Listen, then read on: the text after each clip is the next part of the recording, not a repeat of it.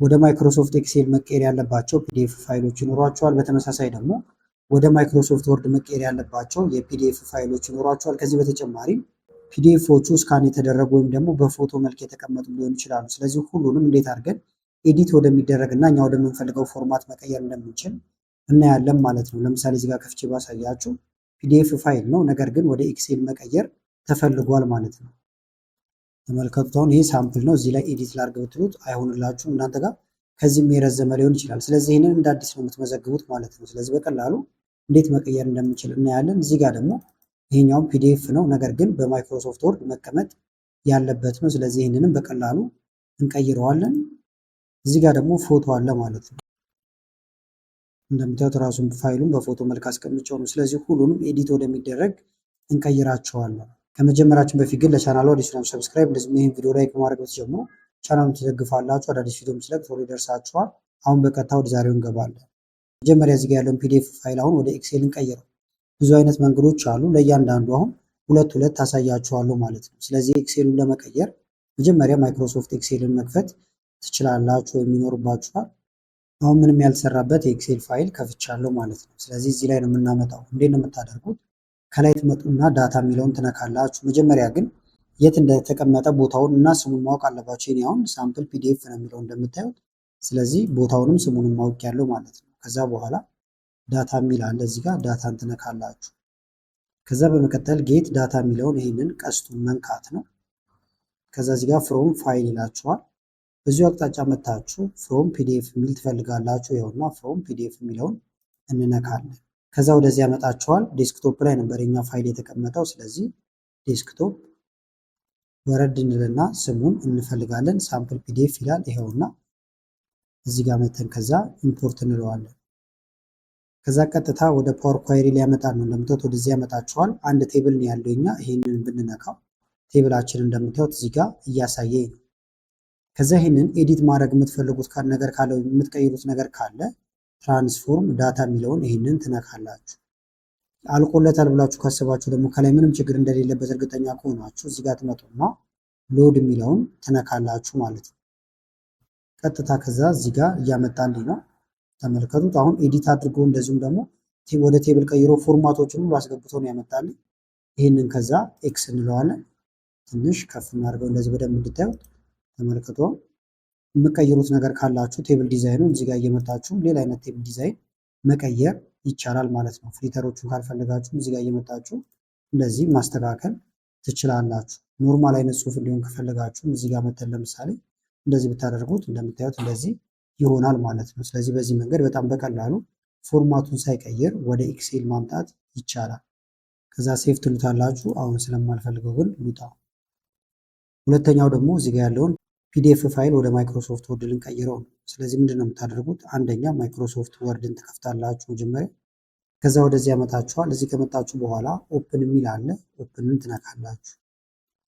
ከዛ ያስቀመጣችሁበት ቦታ ጋር መሄድ ነው። ለምሳሌ ብሮዝ የሚለው ጋር እንግባና ዴስክቶፕ ላይ ሄጄ አመጣዋለሁ። ዴስክቶፕ ሄልዝ የሚለው ነበረ፣ ይሄኛው ነው ፒዲኤፍ ፋይላችን። ኦፕን እንበለው። ፒዲኤፍ ነበረ፣ አሁን ወደ ወርድ ይቀይራል። እዚህ ጋር ይነግራችኋል። ወርድ ዊል ናው ኮንቨርት ዩር ፒዲኤፍ ቱ አን ኤዲቴብል ወርድ ዶክመንት ይላችኋል ማለት ነው። ስለዚህ ይህንን ኦኬ እንለዋለን።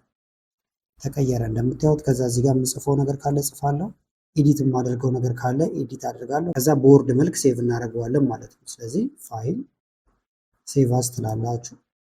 ዚስ ፒሲ ደስ ያላችሁ ቦታ ጋር ማስቀመጥ ይቻላል። ስሙን ደስ ያላችሁን ትቀይራላችሁ። አሁን ለምሳሌ እንደዚህ ዋል ጨምርበትና ወርድ ፋይል ሆኗል። ሴቭ። አሁን እንውጣና ቼክ እናድርገው። ይኸውና። ስለዚህ በፒዲኤፍም አለኝ እዚህ ጋር፣ በማይክሮሶፍት ወርድ ፋይልም እዚህ ጋር አለኝ ማለት ነው። ስለዚህ ይሄ ሁለተኛው ነው።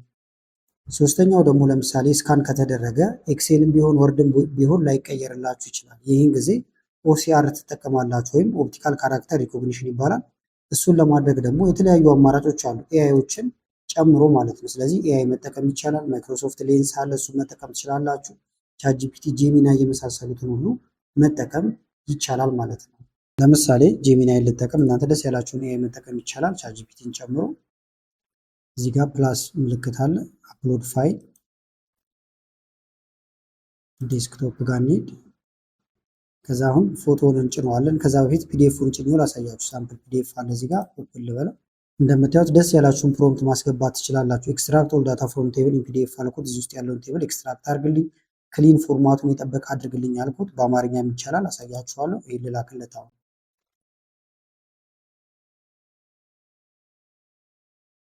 ተመልከቱት፣ በዚህ መንገድ አወጣልኝ።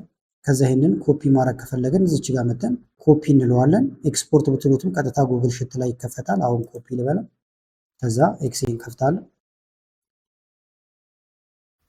እዚህ ጋር እንክፈትና ኮንትሮል ቪ መንካት ይቻላል፣ ወይም እዚህ ጋር መታችሁ ፔስት ማድረግ ትችላላችሁ ማለት ነው። እንደምትመለከቱት ማች እንዲያደርግ አንድ አይነት እንዲሆን ከፈለጋችሁ ማች ዲስቲኔሽን ፎርማቲንግ የሚለውን ትነካላችሁ። እንደዚህ ብታደርጉት ደግሞ በዚህ መንገድ ይሆናል ማለት ነው። ለምሳሌ የምታደርጉት እንደዚህ የሆነ ፎርማቱን ለማስተካከል ባዶ ቦታ ላይ ክሊክ አድርጋችሁ እዚህ ጋር ማመሳሰያ ያለ ፎርማት ፔንተር ይህንን እንደዚህ ብንቀባው አሁን አንድ አይነት ይሆናል። ወይም መጀመሪያውንም ሁለተኛውን አማራጭ መጠቀም ትችላላችሁ ማለት ነው። በተመሳሳይውንም ደግሞ አማርኛ ለሚቀላችሁ ፋይሉን እንጫነውና ወርዱንም እንደዚህ የጫናችሁ መቀየር ይቻላል። በዚህ ፒዲኤፍ ውስጥ ያለውን ሰንጠረዥ ዳታ ሙሉ አውጥተህ ወደ ኤክሴል ቀይርልኝ፣ ዳታው ንጹህና የተስተካከለ ይሁን አልኩት፣ እልክለታለሁ። ስለዚህ እናንተ እዚህ ጋር የተለያየ ትእዛዝ ልታዙት ትችላላችሁ ማለት ነው። ነገር ግን ዝም ብላችሁ ቀይር ከምትሉት ዳታው ይስተካከል እንደዚህ ብትሉት እንደምታዩት የተስተካከለ አድርጎ ነው የሚያወጣላችሁ ማለት ነው። ከዛ ይሄንን ቅድም ባሳየኋችሁ መንገድ መሰረት ኮፒ ወይም ኤክስፖርት ሽት ስትሉት ቀጥታ ጉግል ሽት ላይ ይከፍትላችኋል፣ ወይም ኦንላይን ላይ ያለው ኤክሴል ላይ ማለት ነው። ከዛም ኮፒ ልታደርጉ ትችላላችሁ። እዚህ ጋርም ክሬት እያደረግኩ ነው ብሏል። ሲጨርስ ከዛ ይሄንን ትከፍቱታላችሁ። ጨርሷል። ኦፕን ሽት ልበለው። ስለዚህ ኤክሴል ላይም ኮፒ ማድረግ ይቻላል፣ ወይም ደግሞ እንደዚህ ጉግል ሽት ላይም ከፍታችሁ መጠቀም ትችላላችሁ።